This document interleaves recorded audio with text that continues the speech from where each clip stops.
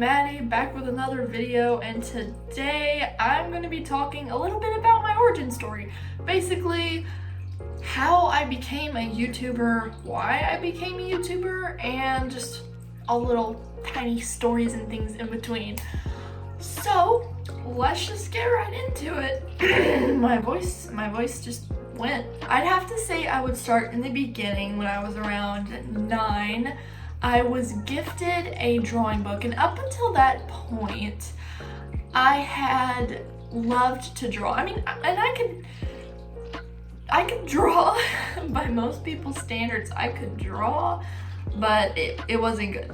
And I hadn't really given any special attention to getting better or anything. I would just doodle like young people do. Some terrifying things. But anyway, I started wanting to get better at drawing because I was actually gifted a book, a drawing book, and I actually have it here with me. Actually, I don't. It's under my desk. I forgot to grab it because I didn't even think I would need it in this video. It should be under here. Where did it go? Well, now it's just a wreck under here. Patience is a virtue. A very necessary virtue. The book that started it all was actually this one, and I think it was just kind of a random sort of My Little Pony spin-off by this artist that loved to draw cartoon ponies. This book started it all. I mean, really, I started getting into drawing, obviously ponies. So I wasn't drawing much of a variety. It was pretty much just ponies, but after about a year, I devoured this book and I drew so many ponies, it's ridiculous. I have most of them to this day, and probably after about a year I started drawing little show characters. Like, a lot of them ended up being Shopkins or just random characters I would see on a book or in books. For a couple years, it was mostly ponies and just some characters from books. And then when I was about, I would have to say 13, I started experimenting with drawing people. Now, they were more cartoony, animated type style, so they were not realistic, and I had not yet gotten into realism, so a lot of them ended up looking interesting. There are some really good ones, and like I said, I have a folder full of them, so maybe sometime we can go through them.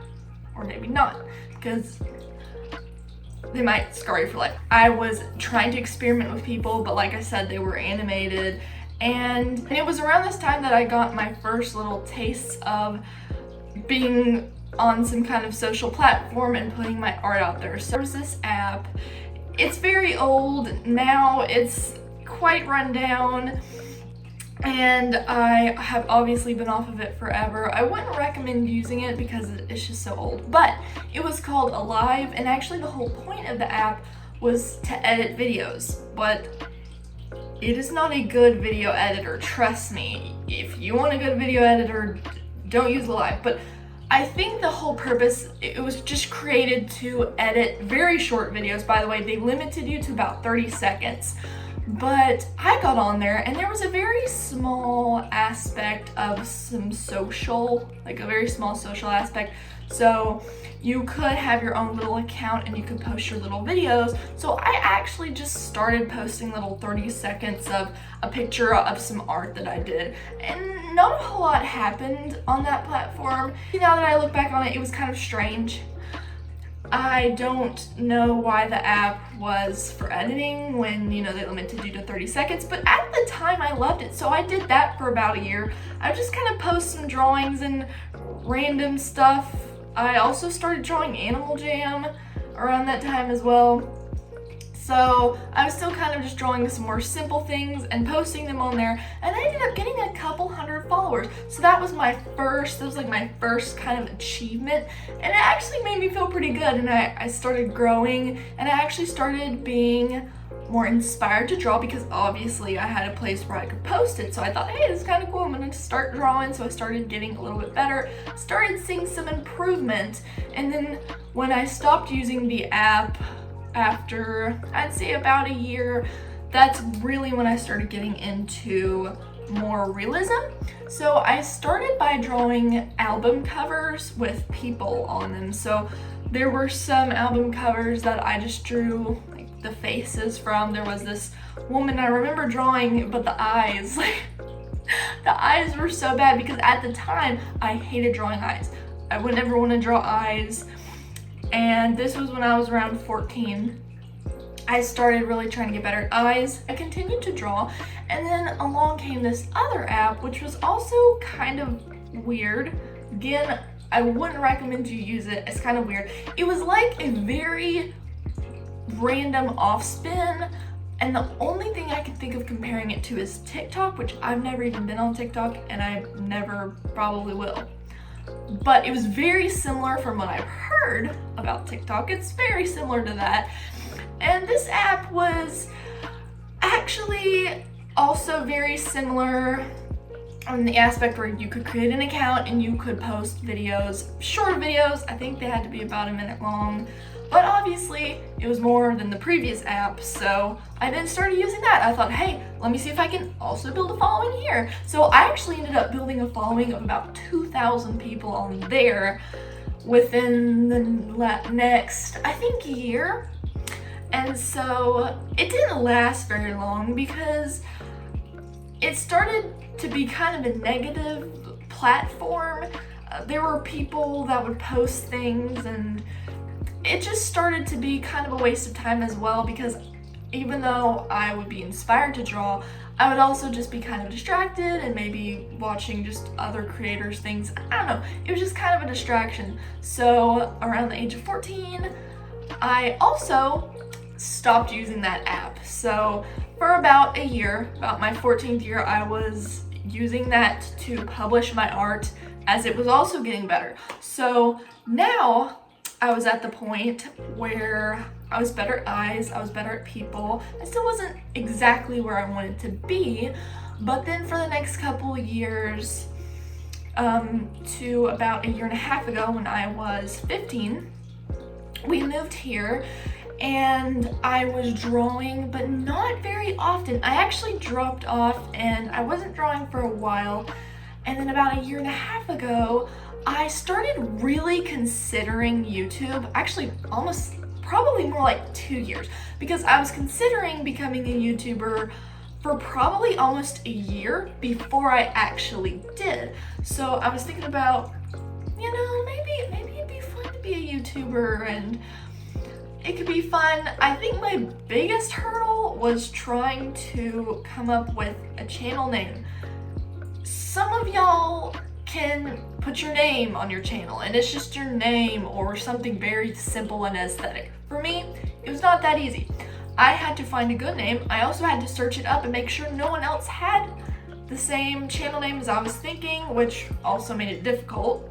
I was toying with the name Creatively Me, or Creatively Maddie, or my brother suggested Maddie Makes, I think, but I wanted something that could kind of hit all the different genres of art, you know, crafts, creativity, and art. I didn't just want to be drawing.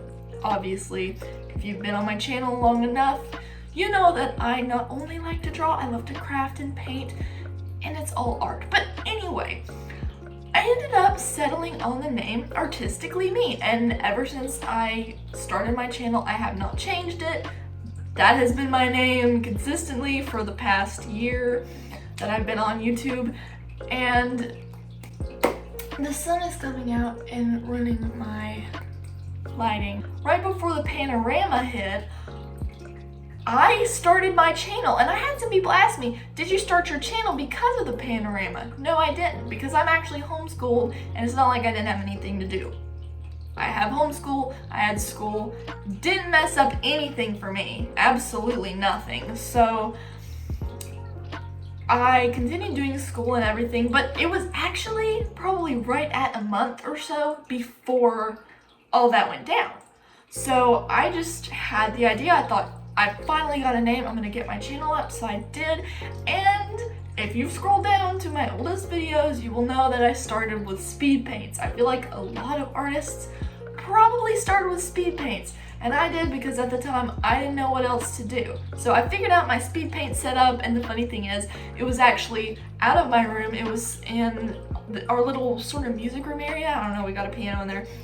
And we have this little table just kind of sitting there. We've got some tea things on it. But anyway, that was my sort of desk that I used to videotape my speed paints. And the funny thing is, I have this little tiny tripod, but the legs will bend. So what I did to get that straight up and down view of the video as I'm drawing, I stacked 2 boxes on the far end of the table where I was drawing, and I stuck a broom. Yes, you are hearing me correctly.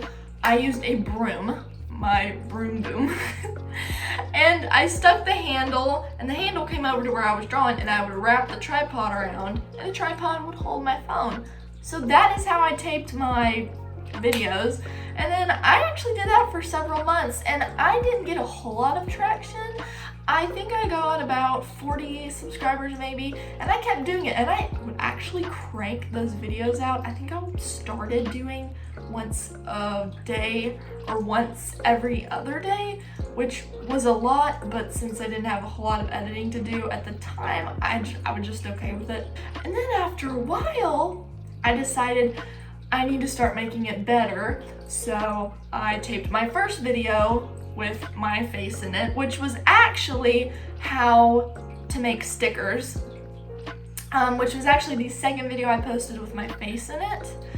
That was actually my first one. It wasn't the first one I posted of me, but it was the first one I made because the second one that I made actually looked a bit better, so I just posted that as my sort of face reveal video, which was how to make fake sprinkles, which was also pretty good. But now that I look back at my editing and my lighting and my perspective, camera perspective and everything, I do have to say I've come a long way. But you know, looking back at when I first started, like when I received this book at age 9, I can think back on who I was, and I feel like a completely different person. Like, I feel like I'm in a completely different place now, which it's actually really cool. I don't feel bad that I do. I actually feel better. I feel like I've kind of become a better person. You know, I've grown, obviously, and I've definitely gotten better at art, and I still have a long way to go, but where I am now, it's pretty cool. It's cool to be a YouTuber, and even though recently my views have been dropping, just a ton of y'all are still just so awesome. You continue to support me, and you continue to leave amazing comments. I've met some amazing people through my channel, and I have actually become friends with them, and even though I haven't met them yet, I do talk to them, and if I hadn't started my channel, probably never would have even come into contact with them, as well as all of you amazing people, members of the Artsy fam. So it's amazing. my life. So that is my journey. I feel like I could probably go even more into detail, but that was just kind of the main summary of 7 years of my life. So, you know, when people ask me at this point, how are you so good at art? It didn't take me a few days, it didn't take me a few months. I didn't wake up one day.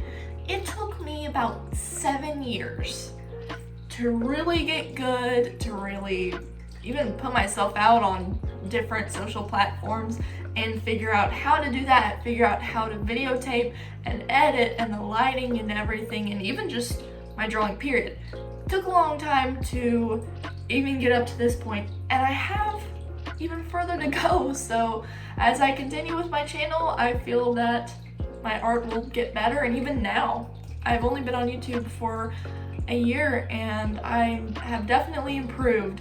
So I have you guys to thank for that. So I hope this video provided a little entertainment or just a little insight into my life. If you have any video ideas for me, or any questions, or any videos you would like for me to create, maybe even based on some of the old ones that I've made that you found interesting, let me know in the comments. Thank you for watching. I hope you have a beautiful day, and I will see you in the next video.